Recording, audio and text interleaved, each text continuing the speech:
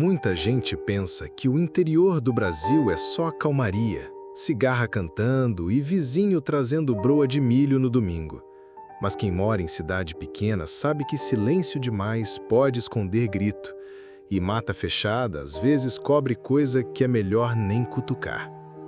Eu me chamo Armando Silveira, nascido e criado em São Valentim, um lugarzinho encravado nas montanhas do sul de Minas, com menos de 2.000 habitantes. Todo mundo aqui se conhece, e até os fantasmas têm nome e sobrenome. Mas o que aconteceu naquele ano, aquilo ninguém tinha visto, nem os antigos. Era começo de junho, o frio já batendo no osso e a lua cheia estourando no céu como uma lâmpada de igreja.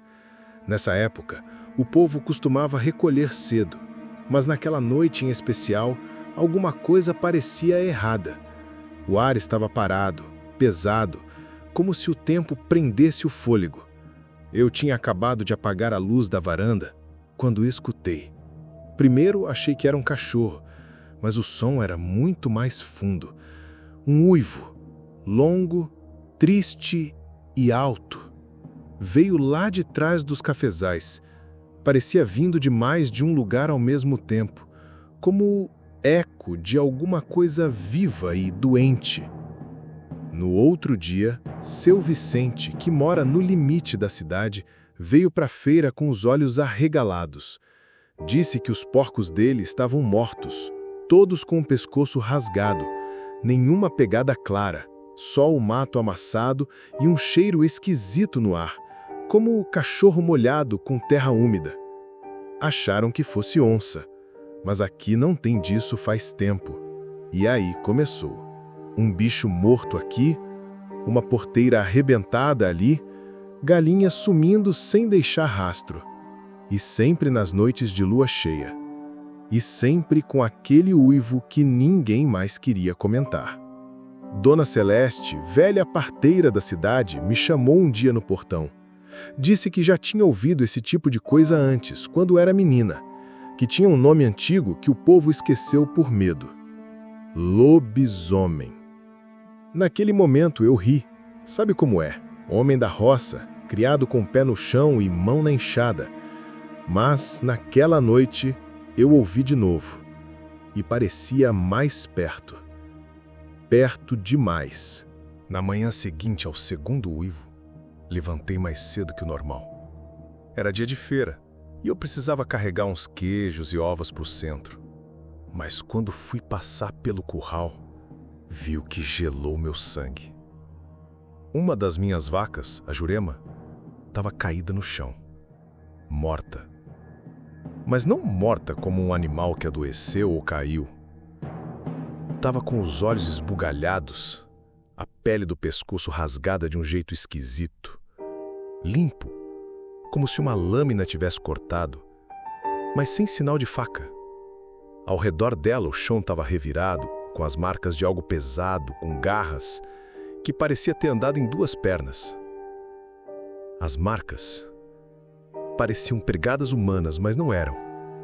Eram grandes demais e com 3 dedos bem definidos, cada um terminando numa marca pontuda, funda. Chamei o seu Nestor, vizinho de sítio, e dos poucos que não riam dessas coisas. Ele olhou, não falou nada por um tempo, depois disse: "Isso aí não é obra de bicho do mato, Armando. Isso aí é coisa virada. Pode escrever." Naquela noite tranquei tudo, até as janelas da cozinha. A cidade estava ficando tensa. Os cachorros latiam para a sombra e ninguém queria mais sair depois das 6 da tarde. A venda do seu Zé fechava cedo e o padre Bento fazia questão de rezar toda a noite com a porta da igreja trancada. O uivo voltou. Mas dessa vez, não veio da serra. Veio de dentro da cidade. E alguém viu. Foi a Noemi, moça nova que morava com os avós. Ela contou que tinha acordado com um barulho no quintal. Quando espiou pela fresta da janela, viu um bicho grande, de pé, meio corcunda. Disse que era peludo, mas com feições quase humanas. O focinho era pontudo, os olhos brilhavam como os de gato no escuro. E que ele olhou direto para ela, como se soubesse que estava sendo observado, e depois saiu correndo rápido como um raio por cima do telhado. O avô dela, velho Tico, jurava que isso era maldição de gente que mexeu com o que não devia, e que esse tipo de criatura não nasce, vira. Começou então o burburinho. Alguém daqui pode ser o lobisomem. E aí, o medo trocou de rosto, porque não era mais só o bicho no mato. Era a dúvida. Será que ele anda entre nós? Depois do que a Noemi contou, ninguém mais dormia direito em São Valentim. Durante o dia, a cidade parecia a mesma. Gente na praça, rádio tocando, cheiro de café fresco. Mas bastava o sol começar a cair, que as portas se fechavam, as luzes se apagavam cedo e só se ouvia os cães latindo ao longe como se sentissem algo que os humanos não conseguiam ver. Começaram a surgir boatos. Diziam que o lobisomem era um castigo, um homem amaldiçoado por um pecado grave, e que ele virava bicho nas noites de lua cheia sem lembrar de nada no outro dia. Gente que parecia normal durante a semana, podia ser a criatura nas madrugadas. E aí começou a paranoia. O Pedrinho do açougue anda estranho, cochichavam na venda. Aquele rapaz novo que veio da cidade grande, ninguém sabe de onde veio, murmuravam na missa. O próprio padre anda pálido demais, diziam, mesmo que só por medo. A cidade virou um campo minado de desconfiança. Eu mesmo comecei a reparar nos outros. Olhava para os homens da rua como quem procura um traço oculto. Um olhar amarelo, uma unha mais grossa, um passo mais arrastado. Mas o que me tirou o sono de verdade foi o que encontrei no galpão de ferramentas. Era uma camisa velha, suja de terra e sangue seco, rasgada nas costas como se tivesse sido esticada com força. Não era minha. E tinha um cheiro forte, quase azedo, que eu já tinha sentido no curral dias antes. Fui até a delegacia com ela. O delegado Caetano era homem sério, mas naquele dia parecia desconcertado. Pegou a camisa com cuidado e disse: "Você é o quinto que aparece com alguma coisa parecida, Armando. Mas ninguém quer falar muito. O povo tem medo. E o pior, não temos provas de nada. Nem pegadas concretas, nem testemunha confiável." Foi aí que a dona Celeste, aquela parteira antiga, falou uma coisa que me arrepiava até hoje. "O lobisomem nunca age sozinho, seu Armando. Sempre tem alguém que protege ele. Alguém que sabe. Alguém que esconde." Eu fiquei em silêncio. Porque naquele momento me veio uma lembrança. O meu primo Edivaldo, que tinha voltado para São Valentim há uns meses. Ele era um tipo calado, fechado. Trabalhava só à noite, vivia trancado em casa e, estranhamente, nunca se deixava ver nas noites de lua cheia. E o pior, a camisa que eu encontrei era igualzinha a uma que ele usava.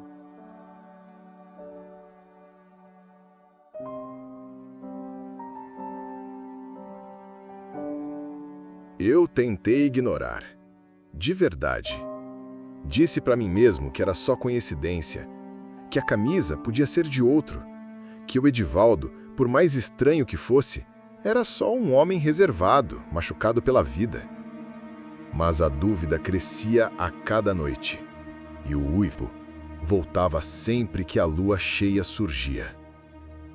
Foi numa quinta-feira, lua clara como farol, que o inferno bateu à porta. Era perto das 11 da noite. Eu estava na varanda, com o lampião aceso, quando ouvi os cachorros da vizinhança começarem a latir, todos ao mesmo tempo, em um coro desesperado.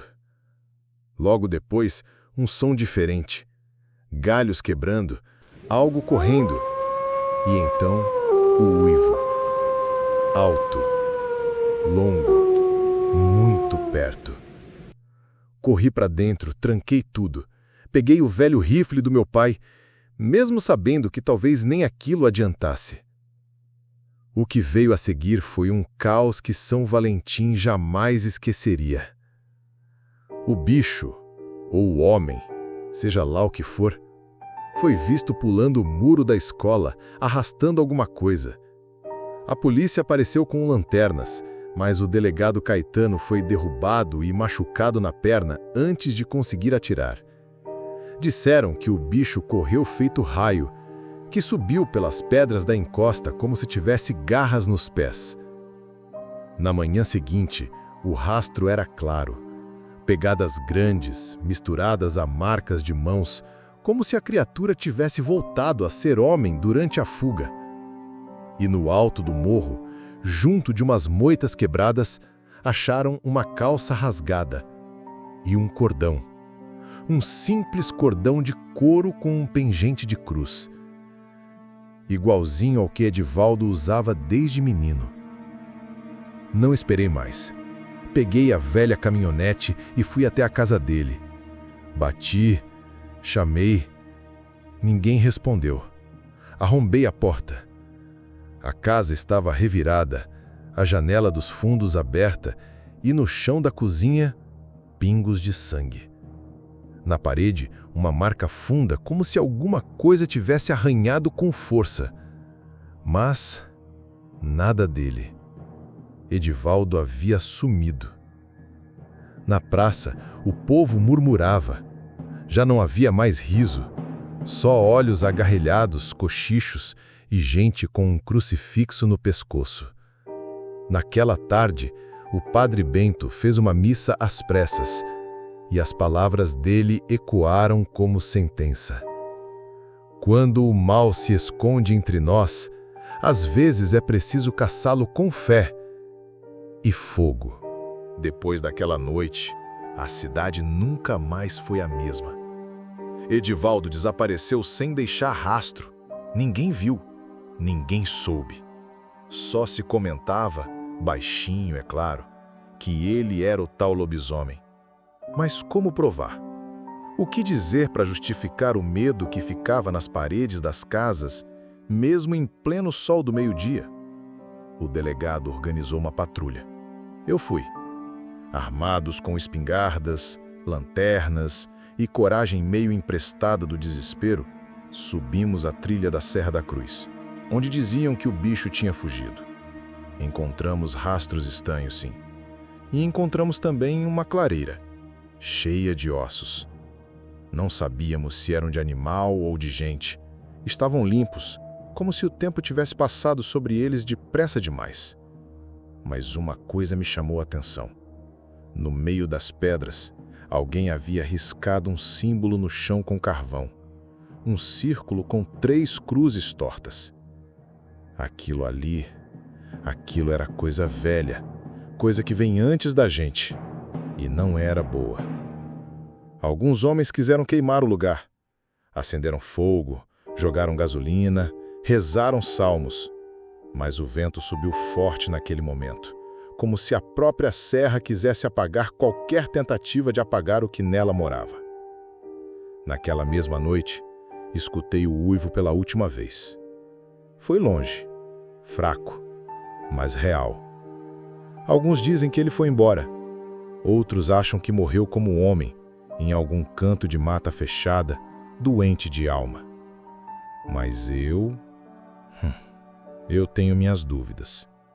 Porque o mal, quando aprende a se esconder, não desaparece. Ele só muda de forma. Ele pode estar naquela sombra mais escura, naquele vizinho que evita o olhar, naquela janela que se fecha rápido demais.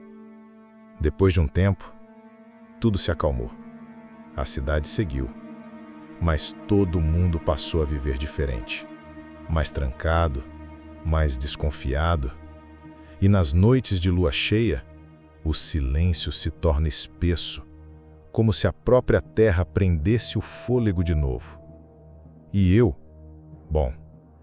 nunca deixei de dormir com um rifle ao lado da cama, nem de olhar 2 vezes cada pegada estranha no quintal.